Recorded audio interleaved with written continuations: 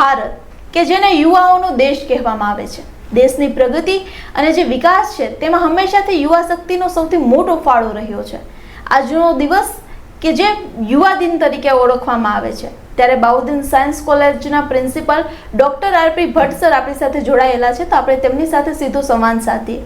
નમસ્કાર સર, નગરનાથ ન્યૂઝમાં આપનું હાર્દિક સ્વાગત છે. નમસ્તે બેન. સર, આજે યુવા દિવસ છે, તો તમે આજના યુવાનોને કેવી રીતે જુઓ છો?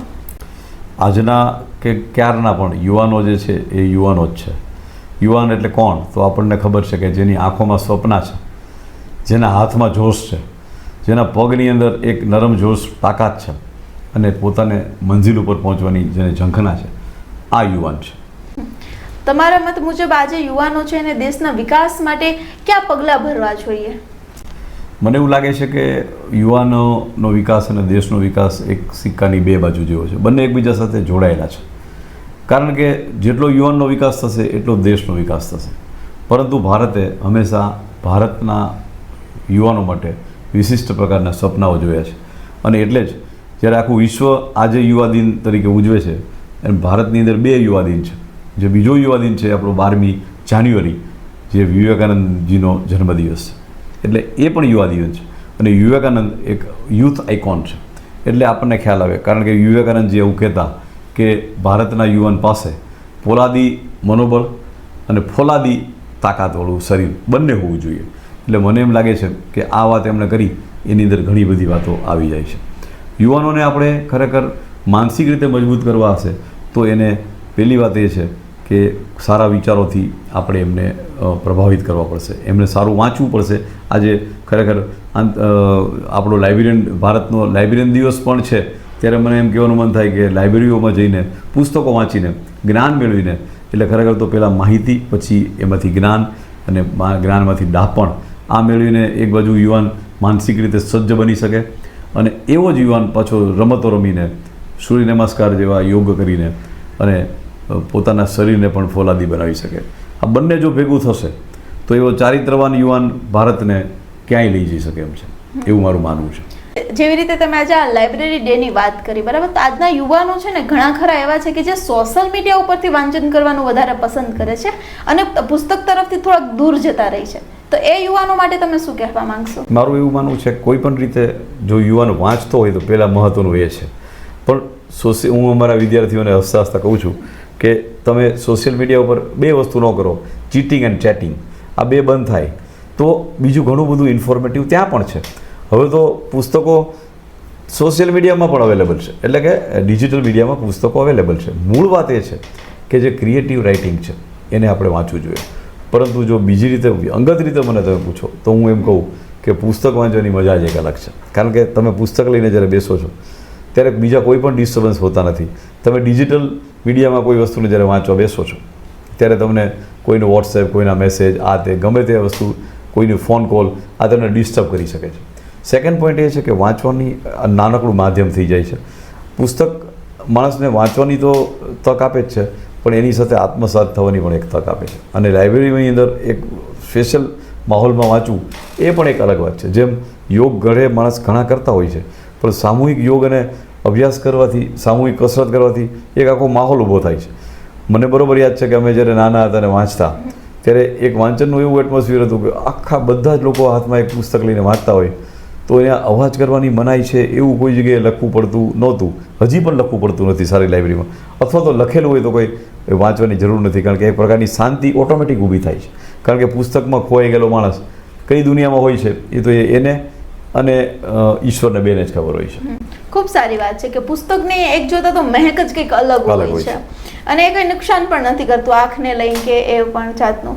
હવે આજના જે યુવાનો છે એના માટે સૌથી ચેલેન્જિંગ લેવલ કયો છે? પોતાનું career, social media, mental health કે પછી વોટએવર કંઈ બીજું? આ બધી જે બાબતો છે એકબીજા સાથે કનેક્ટેડ છે. દાખલા તરીકે સોશિયલ મીડિયામાં રાત્રે બહુ મોટો ઉજાગરો થાય તો બીજા દિવસે સવાર મોડી પડવાની છે, બીજા દિવસે સવાર મોડી પડવાની છે, એટલે એની હેલ્થ ઉપર અસર થવાની જ છે.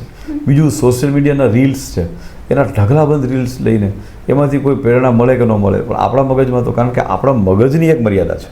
આપણે ઘણી વારમાં કહીએ છીએ કે આ 1 TB છે, આ 2 TB છે. આપણું મગજ અનલિમિટેડ છે, પણ એની ઉપર આપણે જ્યારે એક ધારો ઇનપુટ આપીએ છીએ, વાહિયાત વસ્તુને પણ જોયા કરીએ છીએ, કામની અને નકામી બંને વસ્તુ જ્યારે જોવાની શરૂ થાય છે ત્યારે આપણે કહેવું પડે કે social media is disturbing our biological clock. એને કારણે આપણી એટલે અત્યારે જેટલા રોગ થઈ રહ્યા છે, ડૉક્ટર કહે છે કે આ લાઇફસ્ટાઇલ ડિસીઝ છે.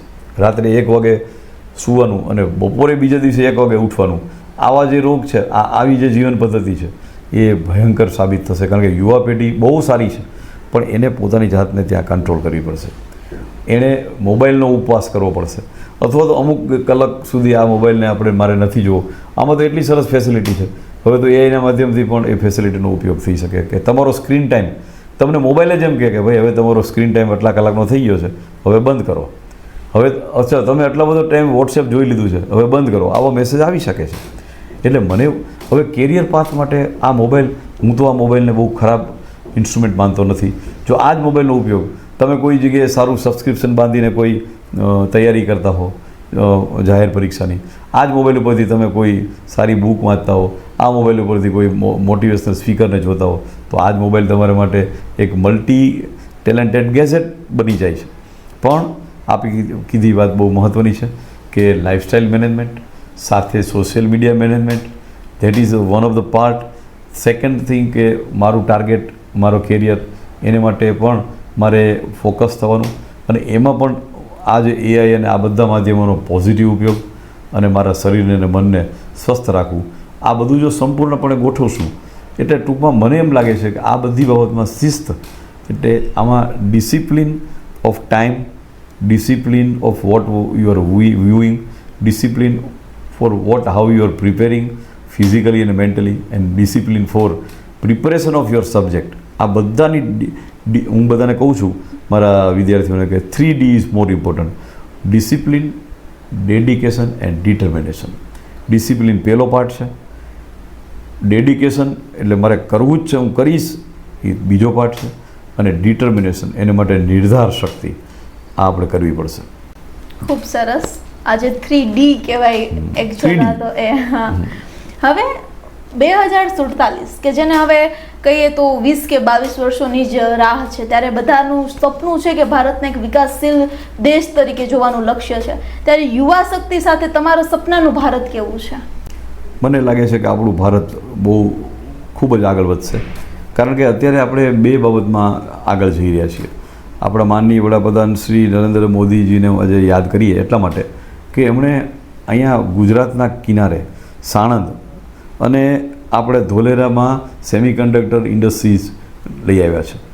ટેકનોલોજીની જો વાત કરીએ તો આપણે એમાં ખૂબ આગળ જશું. અત્યાર સુધી સોફ્ટવેર ટેકનોલોજીમાં જેટલા વર્લ્ડની બેસ્ટ કંપનીઓ છે એના CEO 20 કંપનીઓના CEO ભારતના હતા, પણ we were only in software, not in hardware.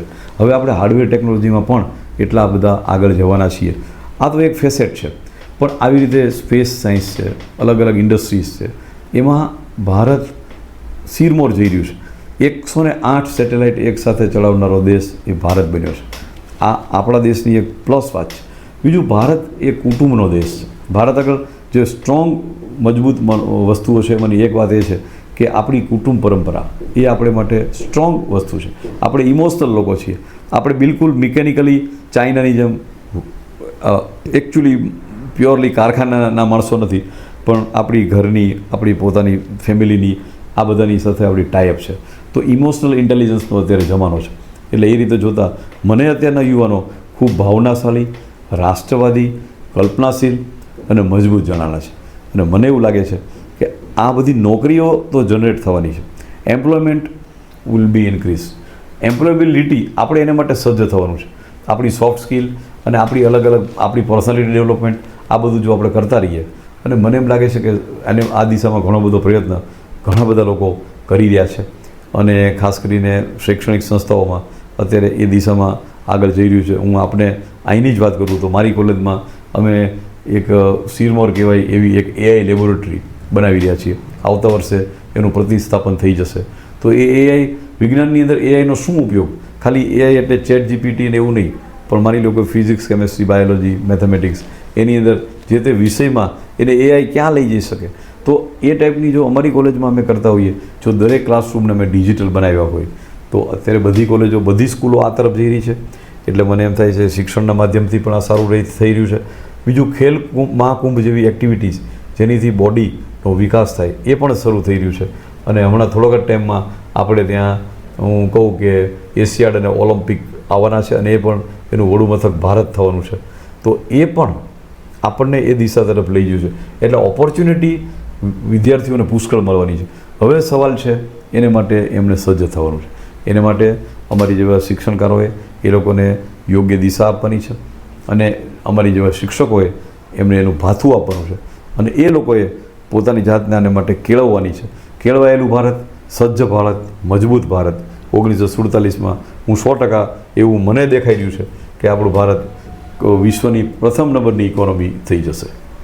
ખૂબ સરસ કે વિદ્યાર્થીઓ છે જે યુવા છે તેને ઓપોર્ચ્યુનિટી મળે છે, પણ હવે આ ઓપોર્ચ્યુનિટી માટે વિદ્યાર્થીઓને સફળ થવા માટે સ્કિલ્સની વધારે જરૂર છે કે પછી ડિગ્રીની? એક પ્રિન્સિપાલ તરીકે તમારી શું અભિપ્રાય છે? હું એવું માનું છું કે સ્કિલ સાથેની ડિગ્રીની જરૂર છે. ડિગ્રી એનું પણ એક મહત્ત્વ છે અને સ્કિલનું પણ એક મહત્ત્વ છે. સ્કિલ છે એ પ્રેક્ટિસથી આવે છે અને ડિગ્રી જે આપણી પરંપરાગત છે એ આપણી જે પરંપરા છે જ્ઞાનની એ મેળવવાથી આવે છે. બંનેનું સમન્વય આપણે સાધવું જોઈએ. આપણે એવું નહીં કરવાનું કે ખાલી ડિગ્રી લીધેલો માણસ હોય અને એને કંઈ આવડતું ન હોય. આપણા ભૂતકાળમાં આપણે ગુજરાતીમાં એક કહેવત હતી કે ભણેલો છે પણ ગણેલો નથી. પણ ભણેલો ને ગણેલો બે ટાઈપનો માણસ, એટલે કે થિયોરિટિકલ અને પ્રેક્ટિકલ બે જાણતો, સ્કિલ અને સાથે સાથે શાસ્ત્ર જાણતો માણસ એ આપણે માટે કામનો છે.